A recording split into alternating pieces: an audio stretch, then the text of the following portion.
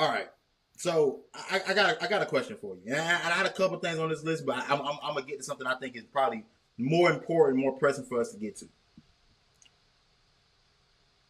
I know you've seen the Atlanta and New Orleans beef with the Carolina Panthers so far on NFL Twitter. I know that's happening. This is a very niche thing to talk about, but I think we got to talk about it. So apparently, nobody considers us a rival. Our division rivals, y'all, don't consider us rivals. You know what I'm saying? New Orleans, Atlanta, the teams we play twice a year, the teams we whoop their ass in order to win division titles. You know what I'm saying? Like nobody wants to be rivals with the first team that ever won back-to-back NFC South titles. I don't know. I don't know what we could have done I'm you guessing know what I'm saying? Like I don't know what we could do. the battle I-85. I'm guessing was just a make believe crap. They just poofed out of nowhere. I don't know. But It continue. doesn't exist apparently. You feel me? It doesn't exist apparently. Apparently, the NFC South only matters in New Orleans and Atlanta, even though neither of those teams won the NFC South last year. I don't know. I don't know these things. It's like you would You think, would man. think the Bucks. You would think the Bucks would be talking this crazy. You would think. But no. But no. No. It's No. tease, brother, tease. And the Bucks only gotten better, brother. The Bucks only gotten better. And we Look, worried about the wrong thing. we over here fighting with each other. That's the enemy. Them boys, the enemy, bro. They got they got the best quarterback in the South right now. Baker Mayfield. Baker Baker. Mayfield is the best quarterback in the NFC South right now. They got the best receiver in Mike Evans in the South right now, until proven otherwise.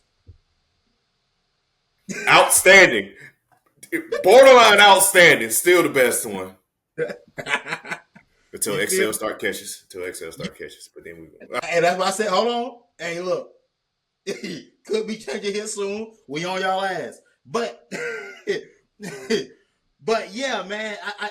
And the question I wanted to pose is this, and I talked to a friend about. I talked to my home girl of mine. She's an Eagles fan. She's from family from Philly. She's from Philly, and obviously they're Eagles fans. You know what I'm saying? They bleed green and everything. And I guess I asked her, I'm like, what holds Charlotte back as a sports city? Because this isn't the only sport where this happens at. This happens in the NBA. Is like obviously we joke about the Charlotte Hornets all the time. You know what I'm saying? Like we're both from the Carolinas, and we ain't never once thought about being a Hornets fan. I'm a Lakers fan all the way out in damn near Cali, and you're a Spurs fan all the way out in damn San Antonio, Texas. So, see, I'm asking you because I know how you feel about them boys across the border. You know what I'm saying? What do we think is holding Charlotte back as a sports city? Oh man. For right now, but I will say he's learning and he's getting better. But for right now, it's poor management. His poor management. Um, we had that, but there's different. This was a different era of the NFL. Was Jerry Richardson? We had some ups and downs, but we just even then we didn't have back to back winning seasons. You know, with our going on 26 years of existence in the NFL. Yeah. Wait, no, is it 20? Well, no, 30? well, I think 30. Fuck. Oh man. No, I wish it was back 25. Hell, I'll be younger and my hair will be fucking good.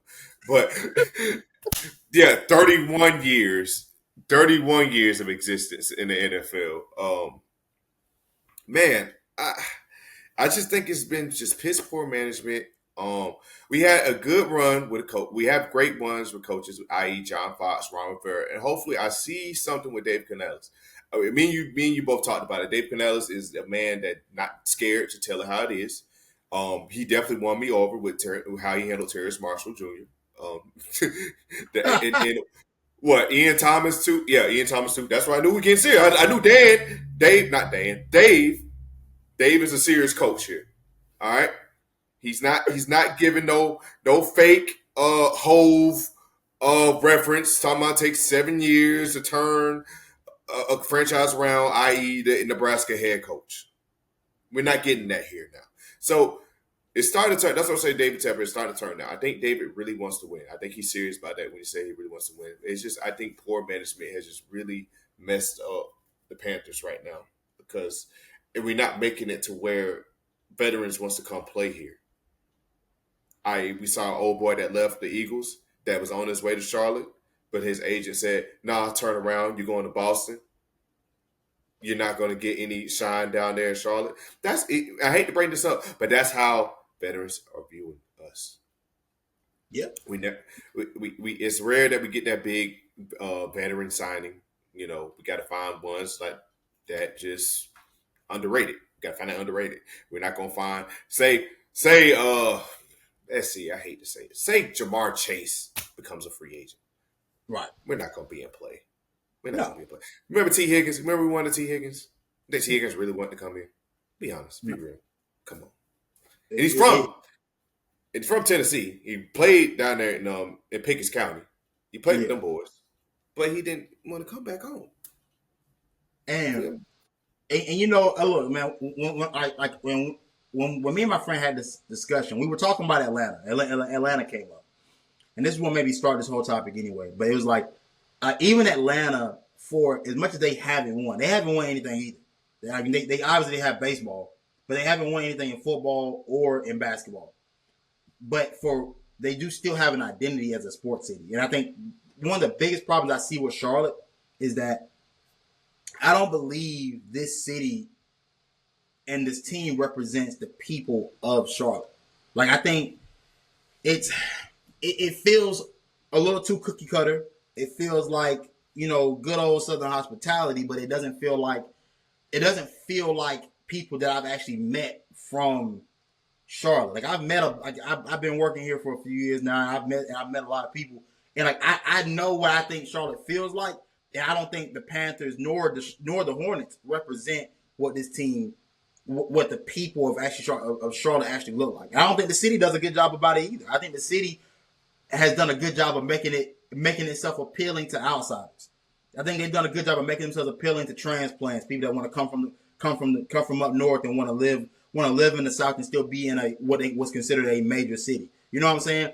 I think it's made to be comfortable for those people, but I don't think it's made in the image of the actual citizens itself. Like whereas Atlanta still has this identity of this is Atlanta, and you know what? And the identity I'm talking about, you feel it because you see the celebrities that are there. You see the people that are from there.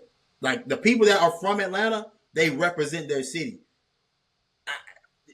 I mean, look, just keeping it I hate simple to and plain. say this, and it's the music. It's like music plays a role, dog. I'll get Like into it.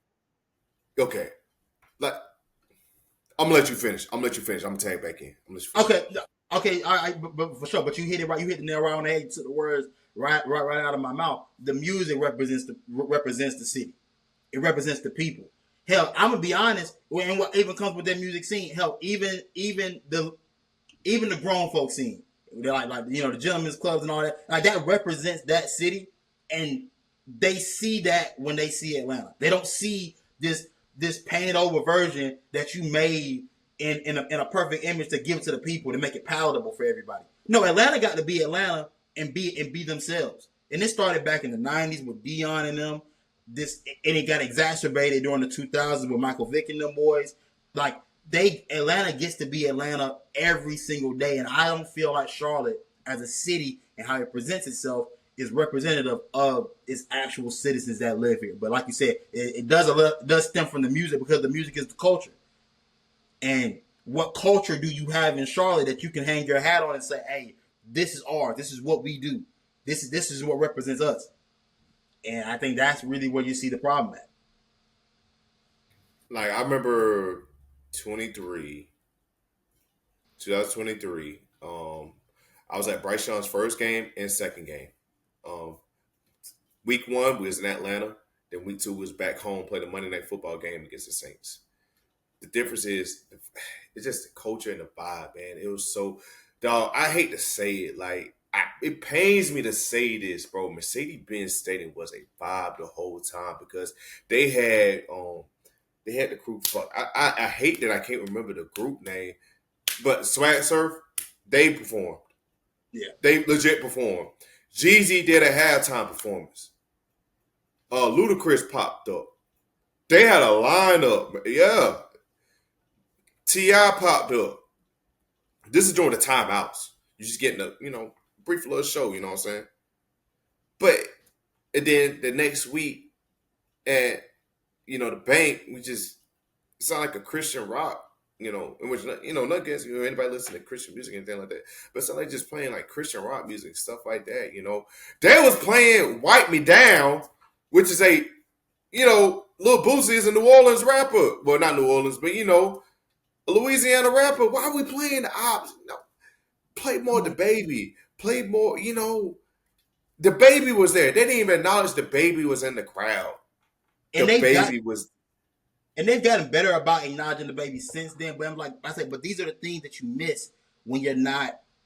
I hate to say this, but when you're not of the culture, it feels like the thing that you miss. You know what I'm saying? Like, it'd be different if we were like Nashville and we had country music as our marquee. Like, that would make, for Charlotte, that probably makes more sense than rap. Because, there isn't a plethora of rap artists that come from Charlotte that actually make it out. So, you know what I mean? So, I mean, like, I think maybe our problem is just that maybe we rooting for the wrong team that just ain't gonna never represent what we think should be what we think should be the norm for our franchise.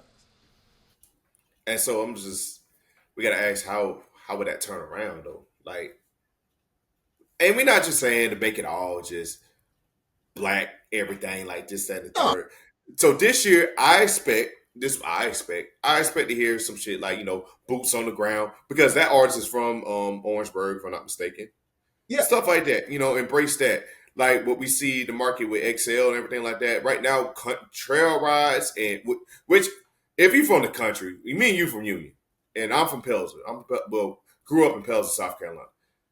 That stuff is not new. It's been around. Like, country trail rides, country stuff like that, it's been around.